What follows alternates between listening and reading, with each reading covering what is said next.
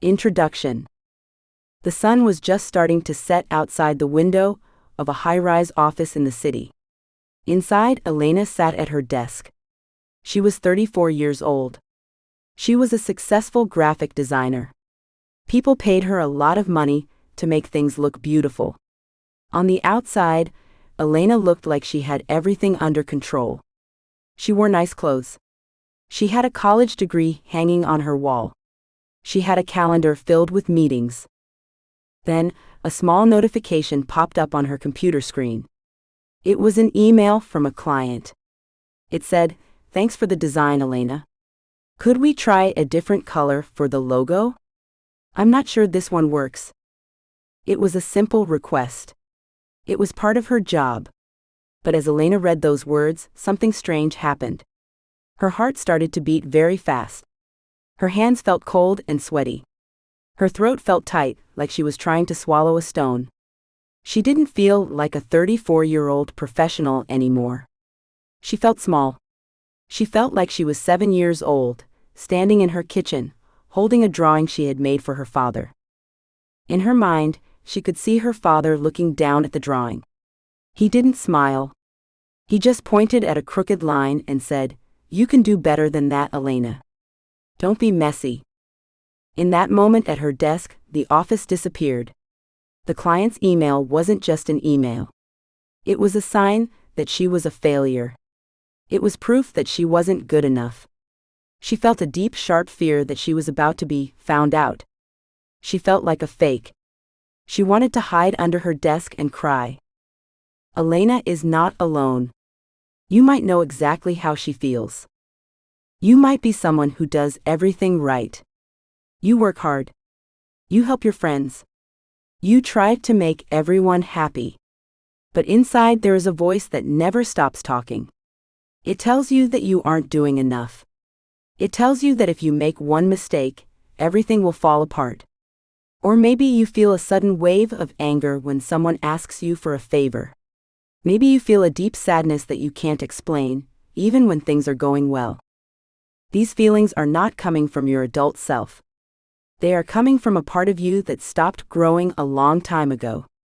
This part of you is called the inner child. The quiet voice in the noise. The inner child is not a literal child living inside your stomach.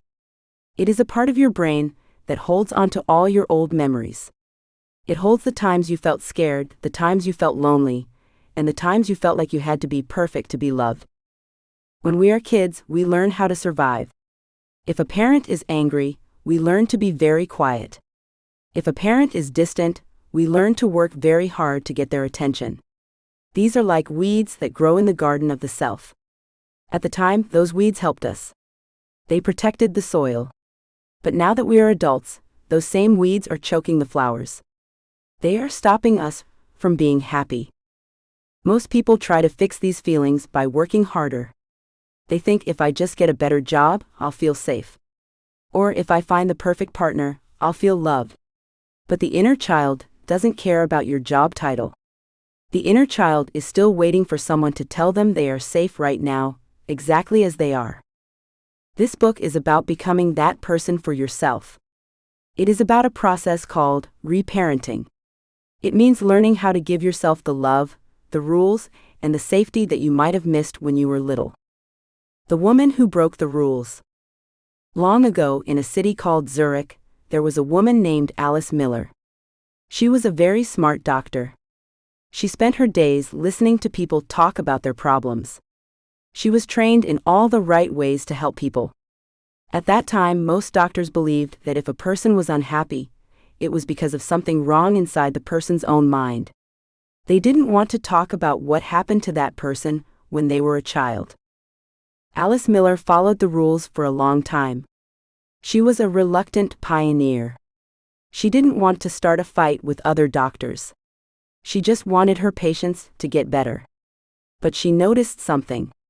Her patients would talk about their childhoods, and they would describe things that were very sad or scary. Then they would immediately say, "But my parents were good people. They did their best. It was my fault I was so difficult." Alice realized that these adults were still protecting their parents. They were still that scared little child trying to be good. She saw that as long as they kept the truth hidden, they could never heal. She decided to do something very brave. She wrote a book called The Drama of the Gifted Child. She didn't use big fancy words to hide the truth.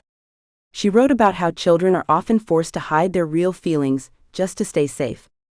She wrote about how we become performers for our parents. Alice was nervous. She knew the other doctors might get angry. She knew people didn't want to hear that their perfect childhoods might have been painful. But she couldn't stay silent anymore. She chose the truth over being comfortable. She showed the world that the child within is real, and that this child needs to be heard. Because of Alice Miller, we now know that our past is not just behind us. It lives inside us. It plays like a recording in an echo chamber. When something happens today, like a client asking for a change or a friend forgetting to call, the echo chamber plays a loud, distorted sound from 20 years ago. It says, "You are being rejected," or "You are in trouble." The goal of this book is to walk into that echo chamber and turn off the old recordings. The model of kindness. If Alice Miller showed us why we hurt, there was another man who showed us how to be kind to ourselves. His name was Fred Rogers, but most people called him Mr. Rogers. For many years, Mr. Rogers spoke to children through the television. He didn't use loud noises or fast cartoons. He spoke slowly. He listened. He looked right into the camera and told every child that they were special just the way they were. He didn't say they were special because they got good grades. He didn't say they were special because they were pretty. He said they were special just because they existed. Mr. Rogers is the ultimate model for the nurturing inner parent. An inner parent is the voice you use to talk to yourself when things go wrong. Most of us have an inner parent that sounds like a drill sergeant. It says, "Get up. Stop being lazy. Why did you say that stupid thing at dinner?" This voice thinks it is helping you. It thinks that if it is mean enough, you will finally be perfect and then you will be safe. But that voice doesn't work. It just makes the inner child feel more scared. Through this book, you will learn to speak to yourself the way Mr. Rogers spoke to his neighbors. You will learn to say, "I see that you are scared right now. It's okay to feel that way. I am here with you, and we are going to be okay." The tools for the journey. You might be wondering if you can really change. Maybe you have felt this way for so long that it feels like part of your bones. The good news is that your brain is very good at learning new things. It just needs the right tools. We will use a special tool called the Golden Key. This key is self-regulation. It is the ability to calm your own body down when that 7-year-old version of you takes over. When Elena felt her heart racing at her desk, she didn't have the key. She was locked in the room with her fear. But as she goes through this journey with us, she will learn how to find that key. She will learn how to take a breath, feel her feet on the floor, and remind herself that she is a 34-year-old woman who is safe in her office. We will also work in the garden of the self. This garden has been ignored for a long time. There are old fences that need to be fixed. These fences are your boundaries. They are the lines you draw between yourself and other people. Elena struggled with boundaries. She often said yes to projects she didn't have time for because she was afraid of disappointing people. She let her friends lean on her for hours, even when she was exhausted. Her garden had no fence, so everyone just walked through it and stepped on her flowers. By the end of this book, you will know how to build a beautiful, strong fence. You will know that saying no to someone else is often the best way to say yes to yourself. What lies ahead? The journey we are taking together is divided into 10 steps. Each step is a chapter in this workbook. We aren't just going to read about healing, we are going to do it. We will start by meeting the child within and understanding what they need. We will look at why the past keeps repeating itself and how to break the cycle. We will learn how to make our bodies feel like a safe place to live. We will face the parts of ourselves we usually try to hide, the shadow parts that feel angry or too much. We will identify the signs of a hurting inner child, like being a workaholic or a people pleaser.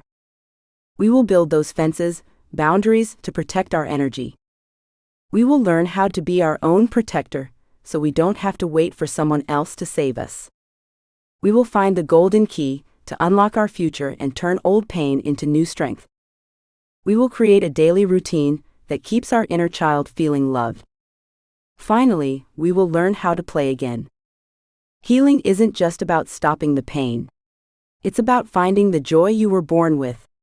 It's about being able to paint, or dance, or laugh without worrying if you are doing it right. Elena's first step. As Elena sat at her desk, she did something different this time. Instead of typing back a frantic apology to her client, she closed her eyes. She put one hand on her chest. She felt the beat of her heart. She whispered to herself, "I hear you. You're scared. You think we're in trouble. But I've got you. I'm the adult now, and I'll handle the email. You can just rest." Her heart didn't stop racing immediately. The fear didn't vanish like magic. But for the first time in her life, she wasn't alone in that fear. She was there for herself. That is the beginning of the path. It is a path that leads away from the loud, scary echoes of the past, and toward a quiet, sunny garden where you can finally breathe. The soil is ready. The sun is up. Let's begin. Chapter 1: The Inner Child, Understanding the Archetype Within. By the time you reach adulthood, roughly 95% of your thoughts, feelings, and actions come from your subconscious mind. Think about that for a moment. If your life were a ship, you would only be standing at the steering wheel for 5 minutes out of every 100. The rest of the time, an autopilot system is in control. This system manages everything from how you breathe to how you react when someone cuts you off in traffic. Scientists and psychologists have spent decades trying to figure out where this autopilot gets its instructions. They found that the software for your life was written almost entirely before you were 10 years old. This means that when you feel a sudden burst of anger, a deep sense of shame, or a need to please a stranger, it isn't always you reacting. Often, it is a younger version of you that is still living inside your mind. This part of you is what we call the inner child. The man who played with stones. In 1913, a man named Carl Jung sat by the edge of Lake Zurich in Switzerland and felt like his world was falling apart. Jung was a famous doctor and a brilliant thinker. He was successful, wealthy, and respected. Yet despite all his achievements, he felt empty. He had recently ended a long friendship with another famous doctor, Sigmund Freud, and the loss left him feeling lost and alone. Jung realized he had forgotten how to be happy. He had spent so much time being a serious adult that he had lost touch with the spark that made life worth living. He began to wonder when that spark had disappeared. He realized it hadn't gone away, it was just buried. To find it, he had to go backward. He began to remember a time when he was a young boy, full of wonder and creativity. He remembered how much he loved building things. Instead of writing more medical papers, this world-renowned psychiatrist went down to the shore of the lake and started picking up stones. He began to build a small village. He built stone houses, a castle, and even a church. At first he felt silly. His adult mind told him he was wasting time. But as he kept building, something strange happened. His sadness began to lift. He felt a surge of energy and ideas. By playing like a child, he unlocked a part of his mind that his adult self had ignored for years. This period of Jung's life became the foundation for his research on what he called the child archetype. He realized that the child isn't just a memory of who we used to be. It is a living pattern inside our minds. It represents our greatest vulnerabilities, but also our greatest potential for growth. Jung taught that if we ignore this inner child, we become rigid, unhappy, and prone to emotional storms. But if we learn to listen to it, we can find our way back to our true selves. The designer and the red pen. Elena sat at her desk in a sunlit office, her fingers hovering over her keyboard. She was 34 years old, and one of the most talented graphic designers at her firm. On the outside, She looked like the definition of a self-led adult. She wore professional clothes, met her deadlines, and had a calm voice. But inside, Elena was shaking. She had just received an email from a client. It was a simple request. The client liked her design, but asked if she could change the font and make the logo a little bit larger. It was a standard piece of feedback, the kind she received every week. For most people, this would be a 5-minute fix. But for Elena, it felt like a disaster. Her heart started to pound against her ribs. Her face felt hot. She felt a familiar knot of dread in her stomach. A voice in her head began to scream, "You messed up. They hate it. They think you're a fraud. You're going to get fired." Elena wasn't just stressed. She was experiencing what Jung described as the archetype taking the lead. In that moment, Elena wasn't a 34-year-old professional. She was 7 years old again, standing in her kitchen while her father looked at her report card. Her father was a man who only showed love when Elena was perfect. A B grade was treated like a crime. In her mind, the client's email wasn't about a font change. It was her father's red pen circling a mistake. Even though she was a successful adult, her inner child had grabbed the steering wheel of the ship. She was age regressed, meaning her emotions were stuck in the past while her body was in the present. This is the fragmented state that so many of us live in without even knowing it. The garden of the self. To understand why Elena reacted this way, we have to look at the garden of the self. Imagine your mind is a plot of land. When you are born, the soil is rich and full of potential. As you grow, you plant seeds. Some seeds are flowers. These are the parts of you that feel safe, loved, and creative. However, life also brings storms. Maybe your parents were too busy to notice you. Maybe you were teased at school. Maybe you were told that big girls don't cry or boys need to be tough. To survive these moments, your mind does something very smart. It grows weeds. In a real garden, a weed is just a plant that grows quickly to cover bare soil. In your mind, weeds are survival strategies. They are habits like perfectionism. If I never make a mistake, no one can hurt me.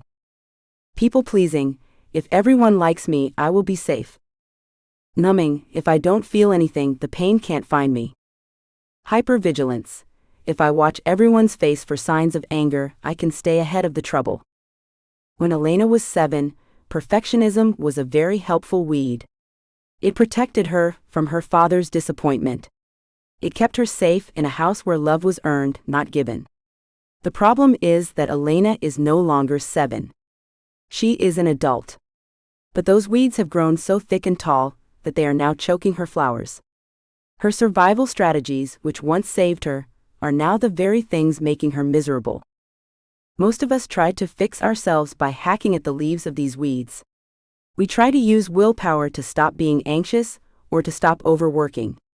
But willpower is an adult tool, and these weeds have deep roots that go down into the soil of our childhood. To truly heal the garden, we have to stop looking at the weeds and start looking at the child who planted them. Identifying the archetype. The inner child is not a single thing. It is a collection of memories and feelings that live in your body. Carl Jung noted that this part of us often shows up in 2 different ways. Understanding these 2 sides is the first step in learning how to reparent yourself. The vulnerable child. This is the part of you that carries the wounds. It is the part that feels lonely, scared, or not enough. When you feel a sudden urge to cry for no reason, or when you feel small and shy in a room full of people, your vulnerable child is speaking. This part needs comfort and safety. The creative or divine child. This is the part of you that Jung found by the lake. It is full of wonder, playfulness, and gut feelings. It is the part of you that loves to dance, tell jokes, or get lost in a hobby. Many of us have buried this child under a mountain of to-do lists. The goal of this work is not to get rid of the child. You cannot delete your past. Instead, the goal is to become the self-led adult. This is the version of you that can stand in the garden, see the weeds, and say, "I see you are scared, little one. But I am the grown-up now, and I will handle this." Mapping your triggers. Elena began her journey by doing a simple exercise called mapping triggers. She realized that she couldn't change her reactions until she understood where they were coming from. She started to keep a small notebook. Every time she felt an out-of-proportion emotion, she would stop and ask herself 3 questions. What does this feel like in my body? Tight chest, shaky hands, stomach ache? How old do I feel right now? Usually, a number would just pop into her head. What did I need back then that I didn't get? A few days after the email incident, Elena was at a dinner party. A friend made a joke about how Elena was always so quiet. Suddenly, Elena felt a wave of hot shame. She wanted to leave the room. She took a deep breath and used her mapping tool. Body, her throat felt tight like she couldn't speak. Age, she felt 10. The memory, she remembered a time in middle school when she tried to tell a story at the dinner table, and her older brother told her to shut up because no one cares. Her parents had just laughed. By mapping this, Elena realized that her friend wasn't her brother. The dinner party wasn't her childhood kitchen. She was able to say to herself, Elena, you are 34. You have a voice, and people do care what you say. That 10-year-old girl is just trying to protect you from being laughed at again. This is called differentiation. It is the process of separating your adult self from your child self. When you differentiate, you realize that you are the person observing the fear, you are not the fear itself. The roots of survival. Why is it so hard to just be an adult? The answer lies in how our brains are built. When we are young, our brains are like wet cement. Everything that happens to us leaves a permanent mark. If a child grows up in a home where they have to perform to get love, like Elena did, their brain actually wires itself to believe that performance equals survival. To a child, being loved isn't just a nice feeling, it is a biological necessity. A child cannot feed themselves, house themselves, or protect themselves. They need their caretakers to survive.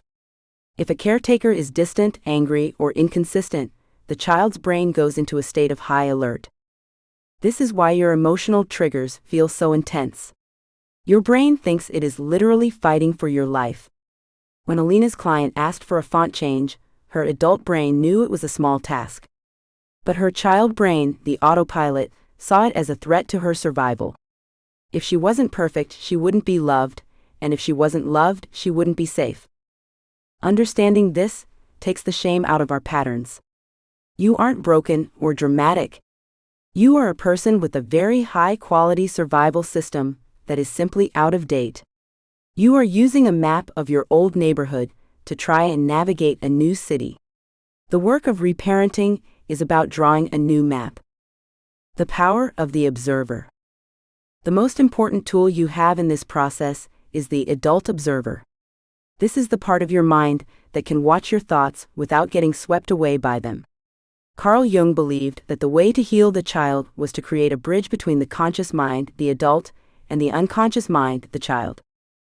Think of it like a parent walking into a room where a toddler is having a tantrum. If the parent also starts screaming and crying, nothing gets solved. The room just becomes more chaotic. But if the parent stays calm, kneels down to the child's level and says, I see you are very frustrated, the child begins to calm down.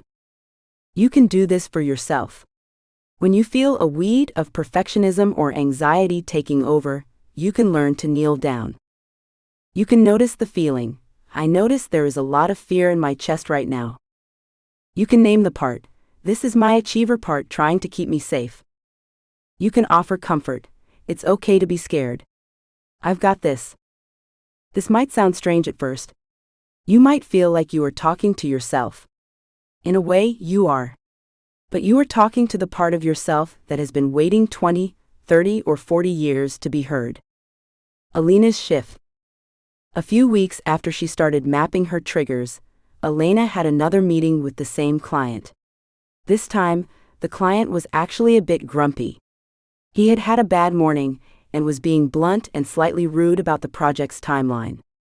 In the past, Elena would have spent the rest of the day in a shame spiral. She would have gone home, ordered takeout, and stayed on the couch, feeling like a failure. But this time, as the client spoke, Elena felt the familiar tightening in her chest. She felt the 7-year-old version of her start to panic. Instead of letting that child take the wheel, Elena took a slow breath. She felt her feet on the floor. She felt the weight of her body in her expensive office chair, a chair she had bought with her own hard-earned money. She said to herself, "I feel you, little Elena. You're worried he's mad at us. But look around. We are in our own office. We are great at our job. This man is just having a bad day. It's not about us." The fear didn't disappear instantly, but it stopped being a storm. It became more like background noise.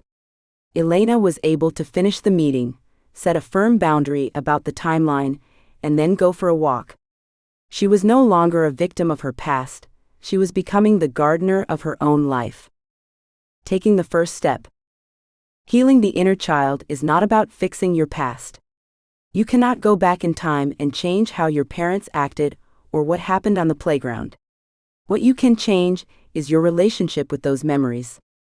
You are the only person who can give your inner child what they didn't get. You are the only one who can tell that child, "You are safe now. You don't have to be perfect to be loved. I am here, and I am not going anywhere."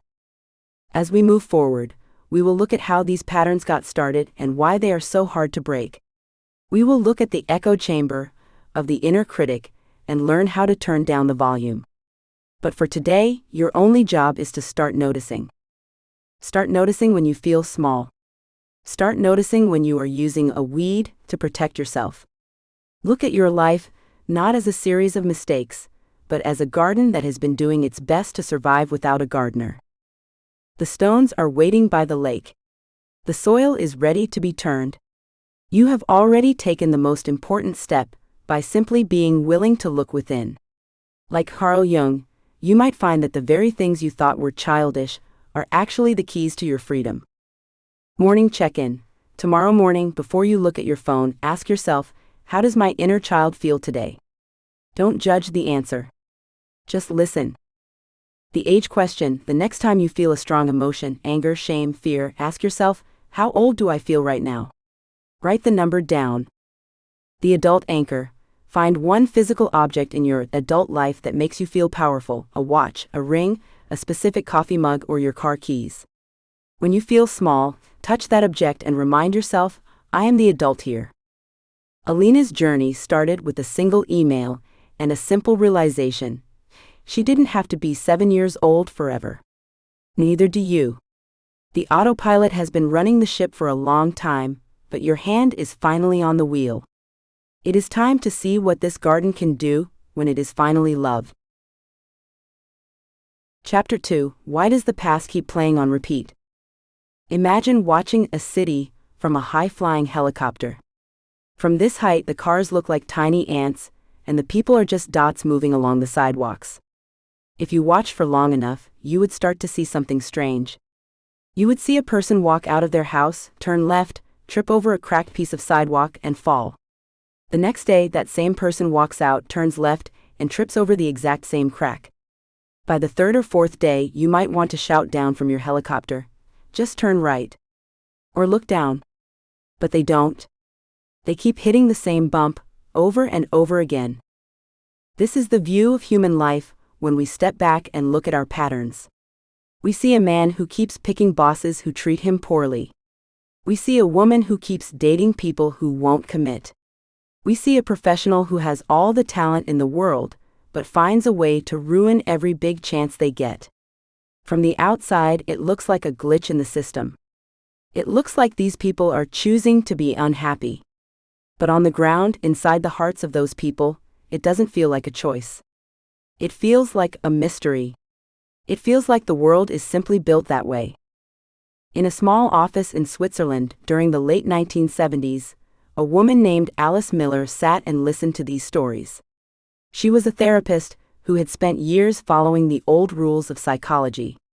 The old rules said that if a person was unhappy, it was because they had dark impulses or bad thoughts inside them.